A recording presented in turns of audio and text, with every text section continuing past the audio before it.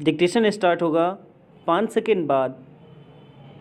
Ready, start.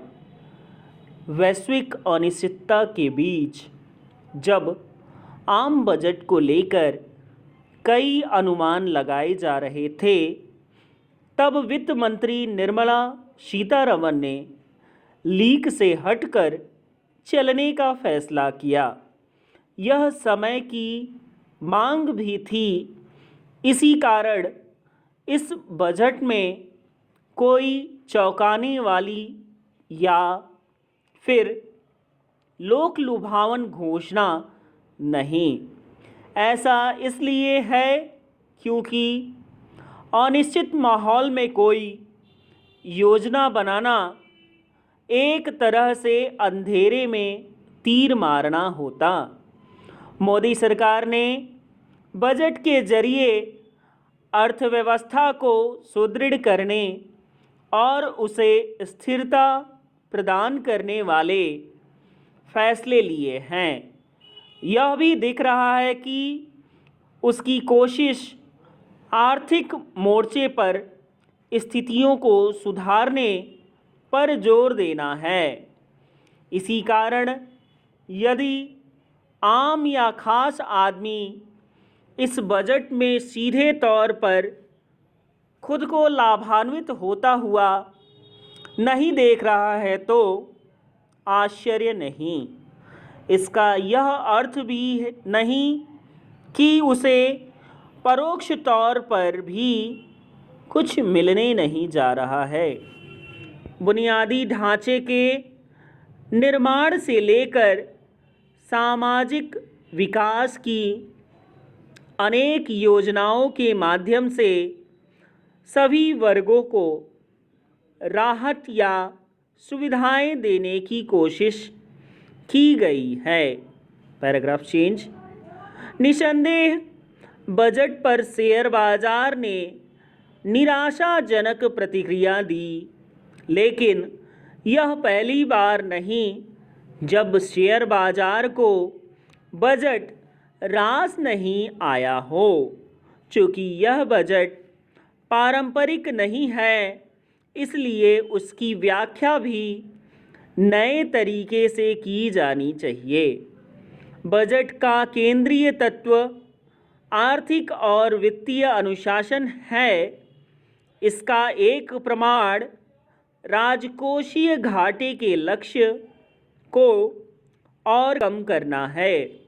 इसके अतिरिक्त उन योजनाओं पर पैसा खर्च करना भी है जिसने देश की आर्थिक बुनियाद मजबूत हो और आत्मनिर्भर भारत की नींव सशक्त बने।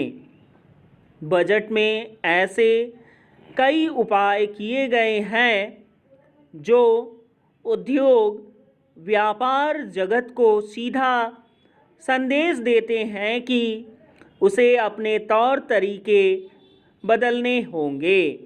यदि भारतीय उद्योग जगत को चुनौतियों से पार पाना है तो उसे यह करना ही होगा। यूरोपीय संघ से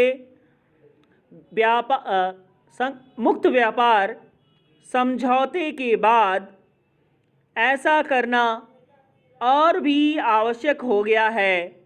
इसकी अनदेखी नहीं की जाए कि हमारा उद्योग जगत वैश्विक प्रतिस्पर्धा का सामना करने के लिए तैयार नहीं। कहना कठिन है कि इस बजट की घोषणाएं उसे इसके लिए प्रेरित कर सकेगी या नहीं। जो भी हो, यह अच्छा है कि सरकार ने बजट में सूक्ष्म, लघु एवं मध्यम श्रेणी के उद्योगों को सक्षम बनाने के लिए अनेक कदम उठाए हैं।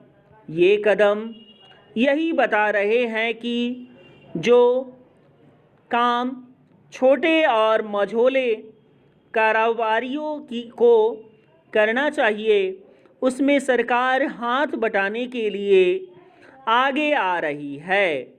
यदि इसके बाद भी एमएसएमई क्षेत्र सक्षम नहीं बनता तो यह निराशाजनक ही होगा।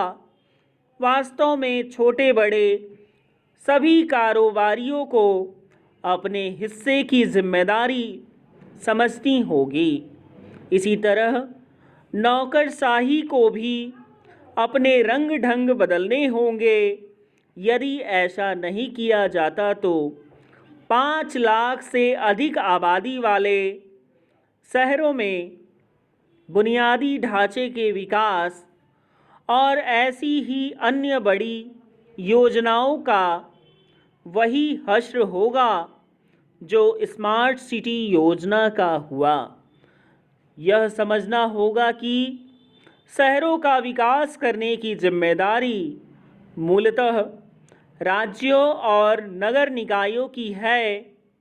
केंद्र सरकार ऐसे कुछ नियम कानून अवश्य बना सकती है जिनसे राज्य सरकारें और नगरीय विकास की एजेंसियां अपना काम उसी तरह करें जैसे मेट्रो परियोजनाओं को क्रियान्वित करने के मामले में किया जा रहा है। बजट में सीधे तौर पर टैक्स छूट देने के बजाय टैक्स संबंधी नियम कानूनों का सरलीकरण करने और कठोर दंडात्मक उपाय से परे जाने के जो अनेक फैसले किए गए हैं, उनसे लोगों को सचमुच राहत भी तभी मिलेगी जब नौकरशाही का रवैया बदलेगा। इस बजट में बुनियादी ढांचे को बेहतर बनाने, उसका विस्तार करने, कृषि क्षेत्र की हालत सुधारने और रेयर अर्थ मिनरल्स में आत्मनिर्भर बनने के अतिरिक्त कई घोषणाएं ऐसी हैं जिनका लाभ मिलने में समय मिलेगा, लेकिन कम से कम यह तो सुनिश्चित किया ही जाए कि उन पर अमल सही तरह और समय पर हो। Full stop.